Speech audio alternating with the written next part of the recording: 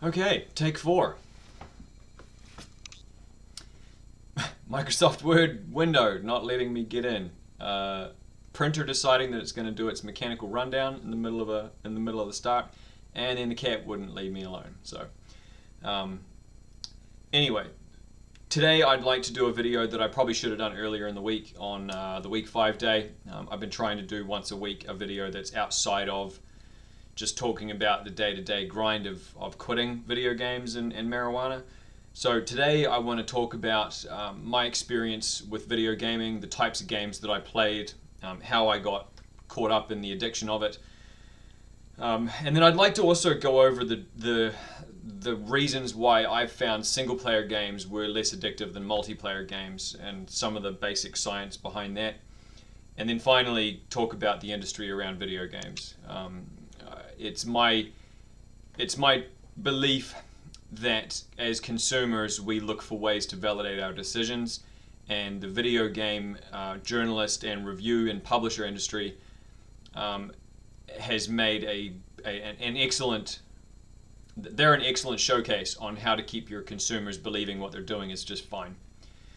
But without further ado, my experience. I started on Apple Mac IIes, playing the Sesame Street counting game. I moved up to Acorn computers, which most of you probably won't have ever heard of, but there was a brand competing with Apple called Acorn that was around, and they had a couple of games. One I remember called Monk, and I forget the other one. It wasn't Load Runner. There was another name for it, but I forget what it was. And then from those moving into Apples again through school, and then eventually into IBM's when I went to high school. During the period of time after I was playing on Acorn computers, I only really had access to a Commodore 64, which used cassette tapes. And the only two games that we had that worked were Blackjack and some infinite racing game that essentially you just couldn't beat because there was no end to the race. You were just a car on a track going past other cars, and if you crashed, that was the end of the game. So not exactly the best video game in the world, but I will say this: if we watched a racing car movie and then played the racing car game, we got a lot further than if we didn't. So we would watch Herbie Lovebug and then play the racing car game and see how far we could get, like by time. But eventually, when I was in high school, PlayStation, the first PlayStation came out, and I played a lot of games on it. I borrowed a PlayStation from a friend to do that, and the first game that I played was Final Fantasy VII. When I say the first game I played, I mean the first game that I really sunk my teeth into and played. And this was a game that I downloaded guides from the internet, people's walkthroughs, to finish things like getting the was it the black or the golden chocobo, so that you could get to the island, so that you could get the materia Knights of the Round summon. Something I used maybe only one or two times in any of my playthroughs because my characters by that point were so overpowered. There was no need to use it. It was just completion, you know. And this was before there were achievements, so a lot of the stuff that I was doing was simply to complete the game and 100% the game and squeeze as much value out of it as I could. But my experience with that game led me into the RPG realm, and that's where I sort of stayed. I would frequently dip out to play first-person shooters when I was younger. Something that I can say when you're younger is you typically have better twitch reflexes, and I found that when I was younger, I would play against older people and be better than them. Games like Battlefield and the early Counter-Strike and that sort of thing. Battlefield was at 2142, I think, was one of the ones that I played a lot of, and Battlefield 2. Battlefield 1942 even. It was a heavily modded game, so there were a lot of different mods for it. They had a Vietnam mod, and there was a mod for like American versus Soviets in certain areas, and you know, you had artillery and you had spotters for artillery, and it felt more like what Forma turned into than what Battlefield turned into, which in my mind was more aimed at the idiots. and trying to bring in the idiot crowd, the Halo crowd essentially, which I thought was a mistake. If they had stuck with the more spread out, the more sort of vehicle heavy and not accurate per se, but using accurate equipment, they would have stayed a successful franchise, a more successful franchise than they have been. I was in the military 2004 when I got into World of Warcraft. Again, my experience with all the Final Fantasies up to Final Fantasy 12. 13 I started, but I just couldn't get into how weeby it was. By that time I had grown out of my weeb phase, and I ended up in World of Warcraft. A friend of mine recommended me. I rolled a Night Elf Hunter called Daigle, and I just ran around and couldn't believe what I was doing. I was like, oh, this is pretty amazing, in Darnassus or the island Teldrassil, running around those first areas, seeing other people running around in the game was kind of crazy for me. It was the first time I'd seen an online, persistent online game. And then I ran into someone who took me under their wing, this guy who was playing a human mage, who was just kind of exploring the world and fucking around. And he took me to Ironforge. He took me through the long way to Ironforge, which back in those days you didn't have mounts at early levels. You didn't have the ability to get on and share mounts. And the flight paths were there, but you didn't have them, obviously. And you certainly didn't get flight paths for levels. So I went to Ironforge through Menethil, all the way around. He took care of all the mobs along the way for me, and then when I rounded that corner and he was like, look up to your right, and I scrolled and panned up to my right and I saw the Ironforge gates, I was like, oh my god. That was it. That was me with 20 hooks in, and I was hooked. I was really hooked and landed. Blizzard got my money from that moment, that sense of scope that I had seen it in the distance, and seen, like, you see all the little bits of castling in the hills as you go around, and then all of a sudden there it is, and then walking up to it and seeing all the people out front dueling and going inside and seeing how many people there were running around and all the different things you could do. I was overwhelmed with this sense of, this is everything I ever wanted reading a fantasy novel, So they did such a great job of that it created this repeating cycle for me where I was constantly trying to chase that feeling. And I stayed playing World of Warcraft up until, I forget what expansion it was, the one where, was it, with all the demons, the one where the Legion, I was Legion, and then after Legion I played the next one after that briefly, but I just couldn't get into it. The way the characters ran around and how boring the combat was just didn't interest me. But that multiplayer gaming environment was what hooked me in, and the constant sense of progression and achievement. And I used to lead like 10 and 15 man dungeon runs into places like Strathholm and Scholomance and those types of places. Eventually I moved away from the hunter into a warlock character, and I played through Burning Legion, and I played through the Wrath of the Lich King, and had a grand old time. But eventually I realized I was just sort of running in place. The guilds that I had belonged to had all fallen apart, and I didn't have access to the same sort of social group, so I quit and I started playing other games. And some of those games, like I mentioned, were Battlefield and single player games that came out during that time, some console games. I was always a PlayStation owner, still am actually. We use a PlayStation to run Peacock because the smart TV won't let us have Peacock on it for some stupid reason. And then more recently I got an Xbox because people that I worked with played a lot of games online, and I was thinking it would be cool to play with them. So I got an Xbox and I downloaded Apex Legends, and I started getting into the Battle Royale games with them. My internet connection in Columbus has never been good. It's always been terrible.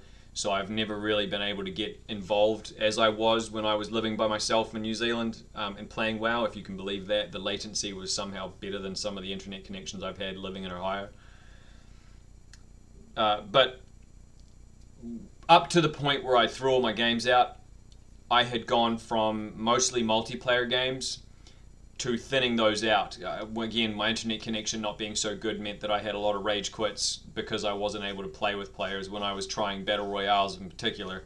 It's a big disadvantage to not be able to hit people when they're running at you because of lag, or like you see a person sitting still, you know that they're not far away enough for bullet drop, you press the trigger and it just goes and there's no hit marker and you're like, fuck, what the fuck? So I gave all that up and I dove back into single player games.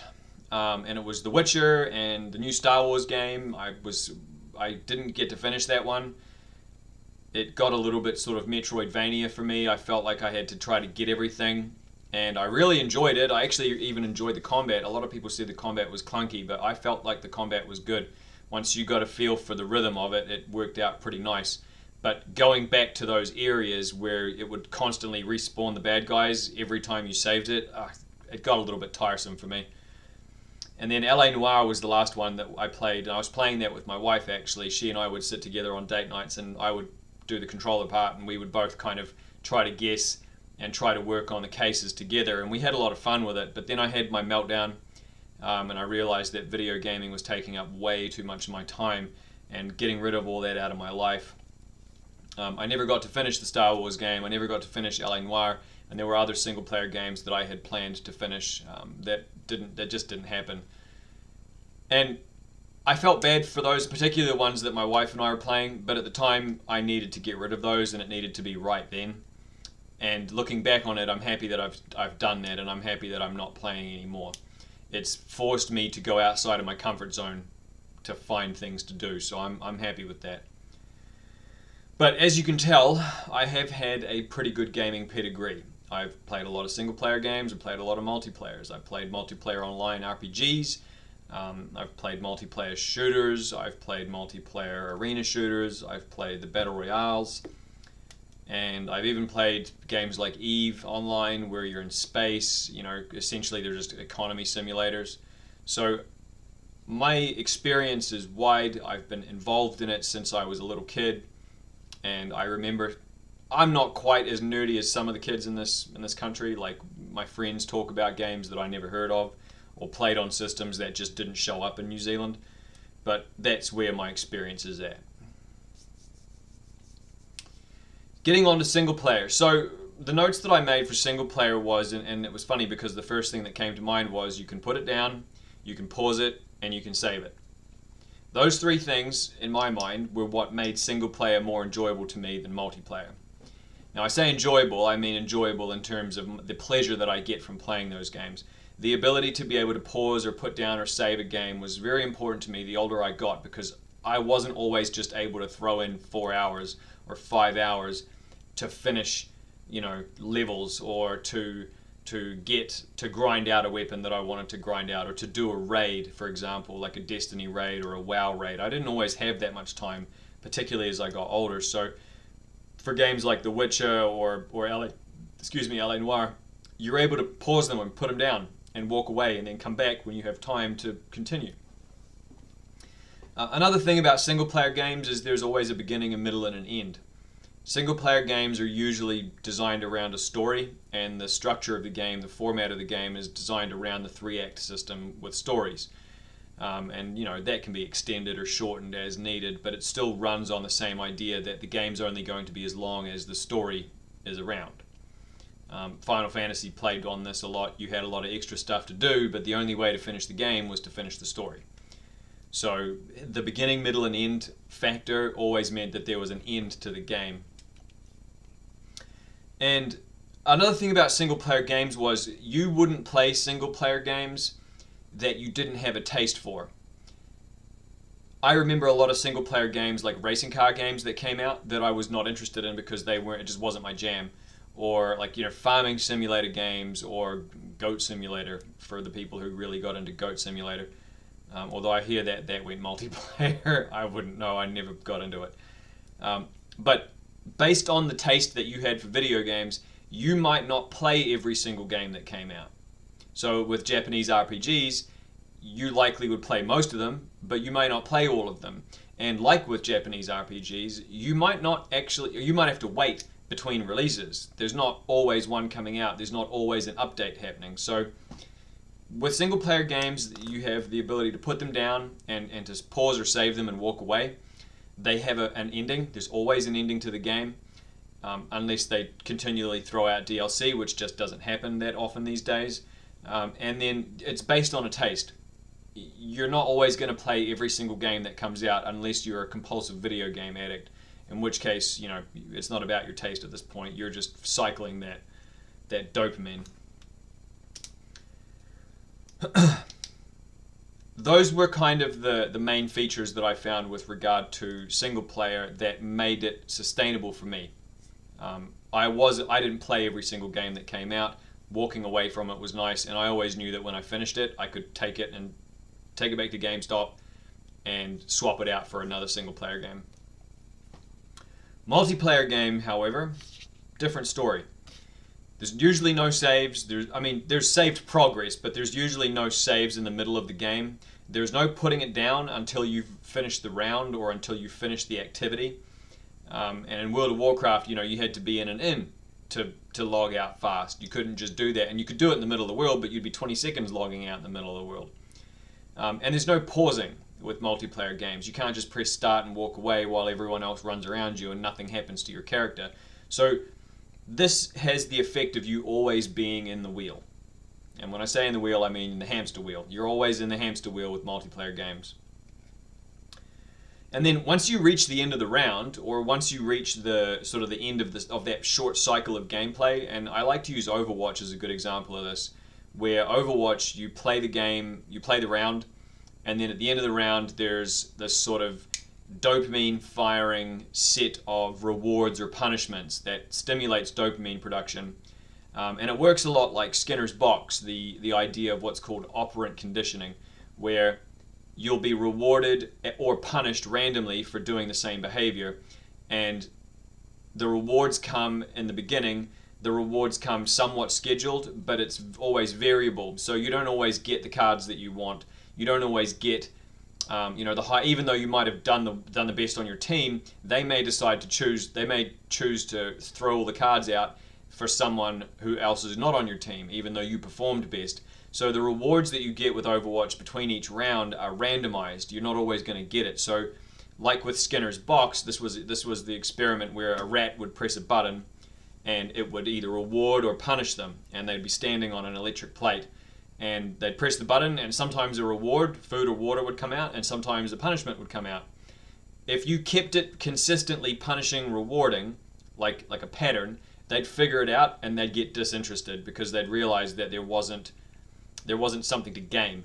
But if you kept it random, they would continually press it so that they could get as much food and water out, even though it would punish them at the same time.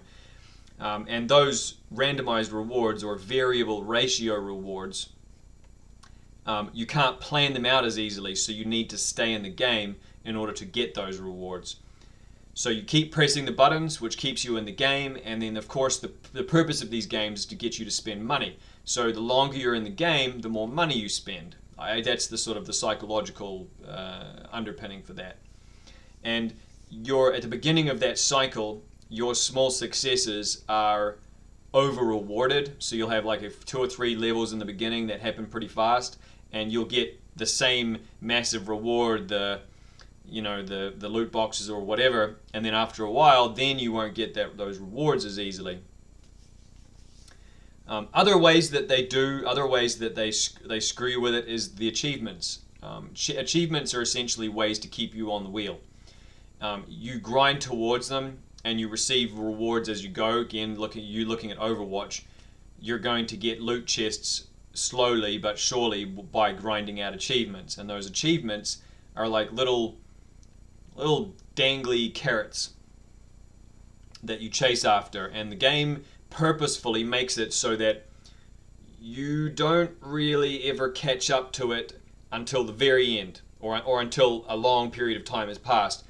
The reward isn't here. You have this, it's going to take forever to get there, and then I got there, and then they give you a nice big reward. You get the achievement unlocked, music and sound and the graphic that pops up and gives you the sense of achievement. Your body recognizes that you've accomplished something, so it releases dopamine. which makes you feel good and reinforces the behavior. That's why you stay doing it. Your biophysiological, your brain, your robot, your meat robot is programmed to act like this, and they hire people who know that your brain is, and your body, your meat robot, is operated to work like this, and they find out how to get you stuck on that wheel. Because the longer you're in the wheel, the more they can advertise to you, the more they can sell you on their mechanics, and ideally the more you're spending in order to fit in more or to have the things that you want in the game. And I particularly saw this, it was most egregious in my opinion. Overwatch was bad when it started, but the Activision Call of Duty game is the worst for that. Where you play, maybe you'll play like 5 rounds in an evening maybe. If you're my age, you could get through 5 or 6 rounds before it's time to pack it in with rage, or you've run out of time. Constantly they are advertising to you, constantly. So the whole time you're in there, you're always in there seeing these adverts over and over and over again. And I bought the $60 package because I was like, well fuck, I might as well have some coins to play with. If I'm going to be playing this game every weekend with my friends, I might as well have some money to play with so I can get some cool skins and stuff. And so it worked on me for a while. And I think I actually still have like 40,000 gold coins in that game just sitting around. I have no intention of spending any of those. That $60 was largely wasted, to my eternal shame. I gave money to Activision. They are an awful company, and that leads me to the industry around video games. But before we get into that, just to sum up, with single player, it's a finite lifespan, and it's broken into chunks that allow you to engage with it and then put it down and not feel like you have to keep coming back, unless you're overly addicted to games in general. With multiplayer, most multiplayer games, you don't have the ability to put it down, and the game is designed to keep you on a never-ending wheel of constant engagement, that they provide randomized rewards as well as scheduled rewards to keep you constantly coming back, with the idea that the longer that you're in the game, the more money you're going to spend on loot boxes or skins or season passes. God, season passes is one of the most disgusting things I think I've ever come across. Charging someone who's already paid $60 for your game $20 every season so that they can get access to extra content, 90% of which is stuff you will never use. Like seriously, go into your season pass and look at everything in it and ask yourself, why did I pay the $20 for this? Because I'm willing to guarantee you, for me with Apex Legends, it was the 2 skins that they offered that were epics and the one that was a legendary, or however many they offer were legendaries.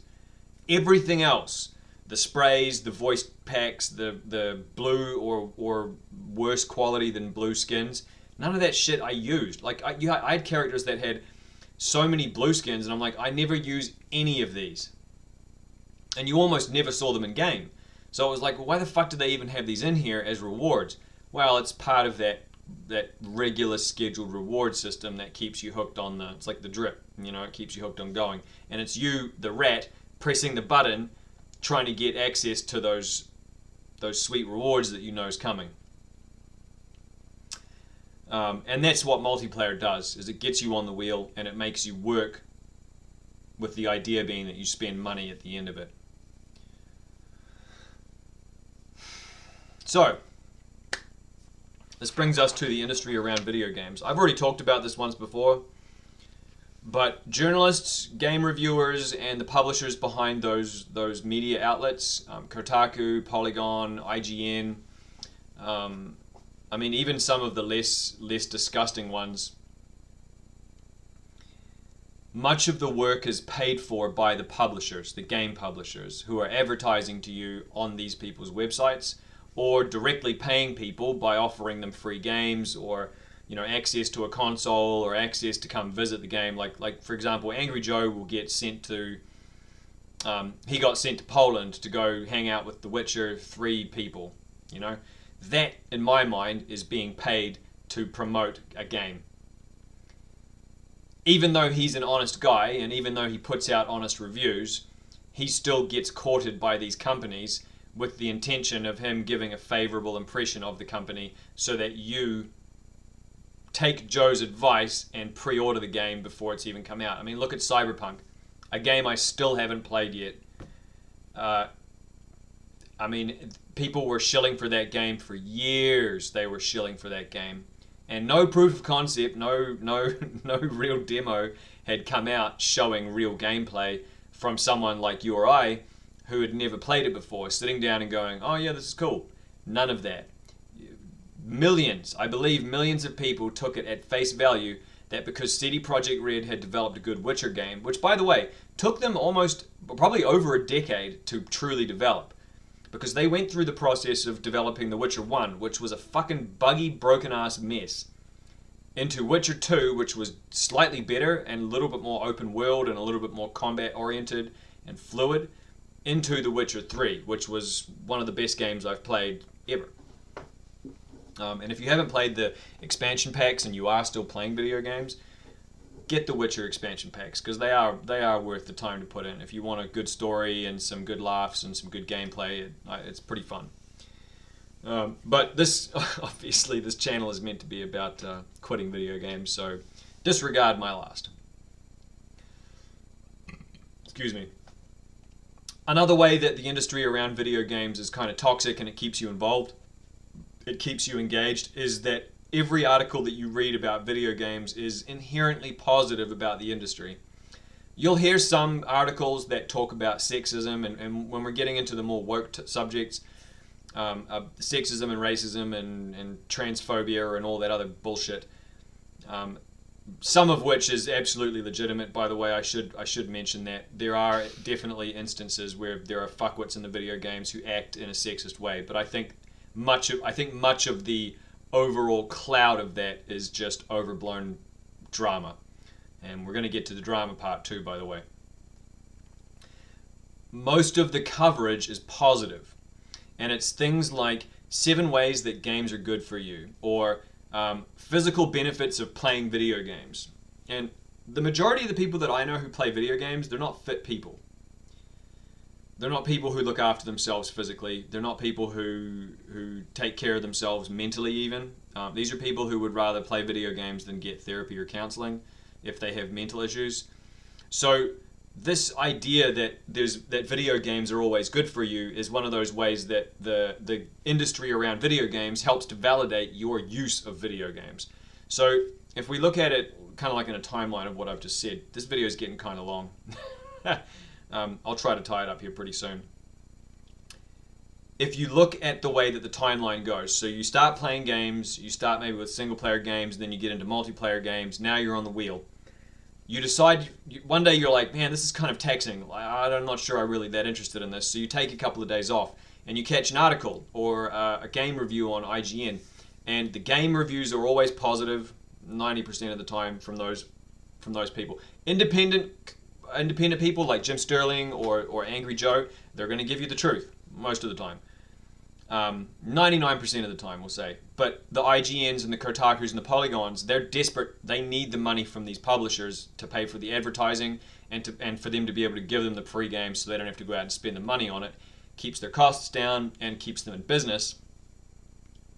So they're going to give you validation that video gaming is good so that you come back and spend money on video games, which then means that they still have a career. They still have a job to do.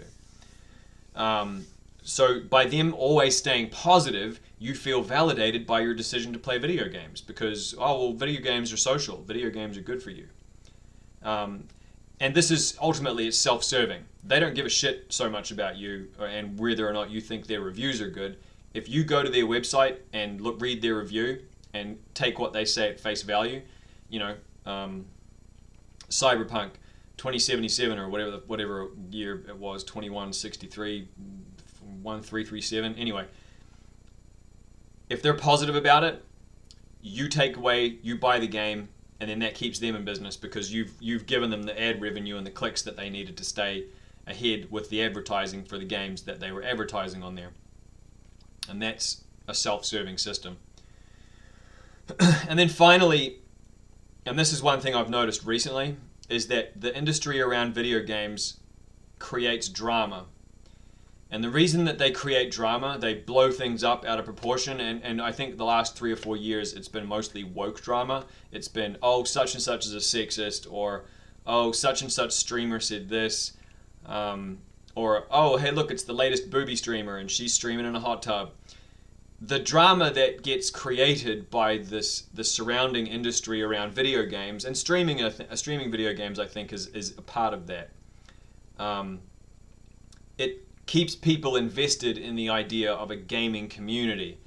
But the reality is the real gaming communities are within games, not across games. And I'll give you an example. The Tekken community, some of them certainly do cross over into other fighting games, but my experience of that community and my understanding, my observation, is that that community is within Tekken. And they have a community within Tekken. And there's going to be splinter groups amongst all of them who have different beef with other different groups. But the notion that there is a gaming community is simply bullshit.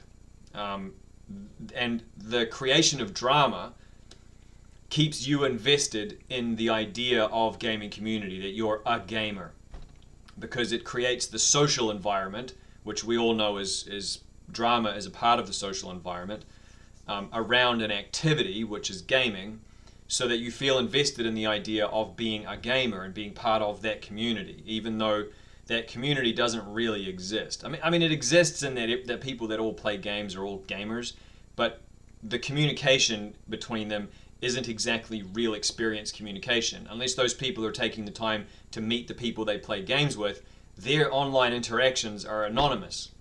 They're behind handles and Twitter handles and game handles, and it's all phony, it's all fake. The anonymity of it all keeps people acting differently than they would in person. I mean, just ask yourself, would anyone say half the shit that they say on Xbox Live or PlayStation Network if you were in person? I would guarantee 3/4 of it would end up in fist fights, and the other 1/4 of it would end up in restraining orders. So anyway, yeah, so by creating drama, by making drama about the gaming community, they keep you invested in the idea of being a gamer and being part of a community, when in actual fact, they don't give a fuck about you. They just want you to keep playing the games, so the video game companies have a reason to give them money to advertise. Because that's essentially what they are, is they're billboards for video games. Anyway,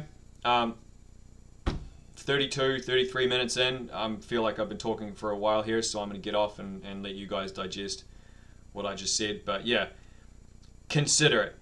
Consider the idea that you are a rat in a rat wheel, and they want you to stay on that rat wheel as long as they can, because they're going to try to they're going to try to pull your rat cash out of your rat pocket at every chance that they get. And they do not care about you as the player at all. And here's my example for why they don't care about you as the player. Look at Madden. Look at NBA 2K, whatever. Look at FIFA.